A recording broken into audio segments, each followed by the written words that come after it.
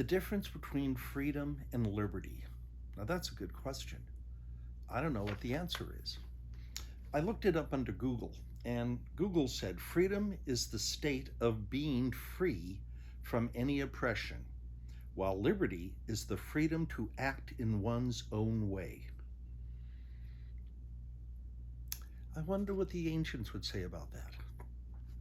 Aristotle had his own way of looking at it. He used, and excuse the mispronunciation, elythria, that basically freedom includes the capacity to direct oneself, a rational self-direction. He compared, for example, the natural slave to a natural free man. A natural slave was incapable of self-direction, and thus he needed a master, whereas a natural freeman acts for his own sake and his own well-being to do what should be virtuous and not do it just for pay. He pointed out that democracy had two marks: living as one wishes and also having an equal share of all other citizens. Well, come time in Rome, Cicero is going to have his own views. Cicero's view of freedom means that you are independent from the will of others. There's a historian, Chaim Wisbowski, who said a free person in Rome consisted of the capacity for the possession of rights and absence of subjugation. But there was no real single concept of Roman liberty. Well, now we come to the Magna Carta.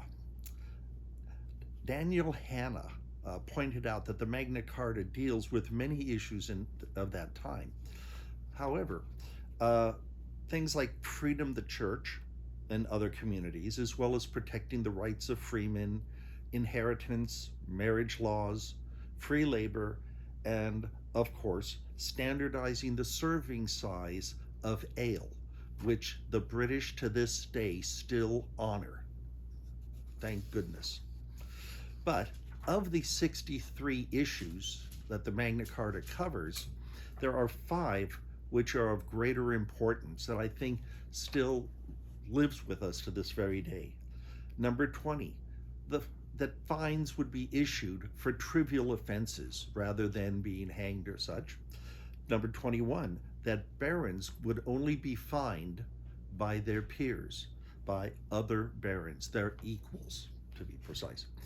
38 said that someone accused of a crime would be allowed to have a witness to prove against him, and you couldn't have a crime without a witness. And so the concept of trial with witness, habeas corpus, that comes out of the Magna Carta. And number 40 was the right to justice, that you were be allowed to have a just trial. But I think it is number 39 which did the most, and I'll read it. Number 39 says, "No free man shall be seized or imprisoned, or stripped of his rights or possessions, or outlawed or exiled, or deprived of his standings in any other way, nor we will proceed force against him or send others to do so, except by lawful judgment of his equals or by the law of the land."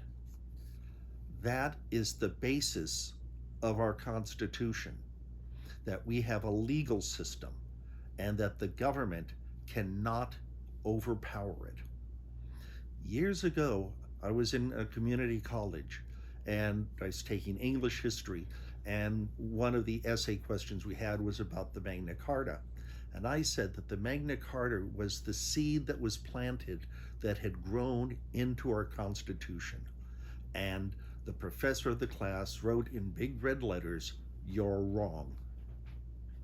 I'm Richard McMillan.